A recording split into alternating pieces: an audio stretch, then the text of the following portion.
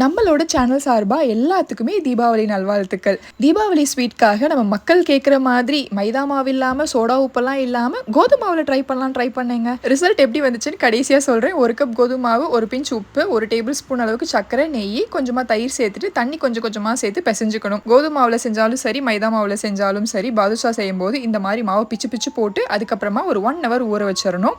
அப்பதான் வந்துட்டு அந்த டெக்ஸ்சர் கிடைக்கும். நானும் அதே மாதிரி தான் பண்ணேன். சக்கரை பாகு ரெடி பண்றதுக்கு எந்த கப்ல கோதுமை இருந்தீங்களோ அதே கப்பில் 1 கப் சர்க்கரை, 1 கப் தண்ணி, கொஞ்சமாக குங்குமப்பூ, ஏலக்காய் தூள் சேர்த்துட்டு நல்லா கொதிக்க விட்டுருங்க. பாகுப்பதம் பார்க்க தேவையில்லை, பிசு பிசுப்புன்னு வந்தால் போதும். 5 நிமிஷம் கொதிக்க விட்டிங்கனாலே இந்த பதம் வந்துடும். 1 ஹவருக்கு அப்புறமா மாவை கொஞ்சம் கொஞ்சமாக எடுத்து ரஃபாக உருட்டிக்கோங்க. ரொம்ப சாஃப்டாக உருட்டணும்லாம் இல்லை. அதுக்கப்புறமா நடுவில் வந்து இந்த மாதிரி கட்டவரல் வச்சு திருகுனிங்கன்னா அது பாதுஷா ஷேப் வந்துடும். மீடியம் ஹீட்டாக இருக்கும்போது எண்ணெயில் போட்டு கோல்டன் ப்ரௌன் ஆனோடனே பொரிச்சு எடுத்துருங்க. சூடாக இருக்கும்போது சக்கரை பாகில் போட்டு 2 மணி நேரம் ஊற வச்சா பாதுஷா செம்ம சாஃப்டாக ரெடி ஆயிரும் அப்படின்னு சொல்லணும்னு எனக்கு ஆசை தாங்க.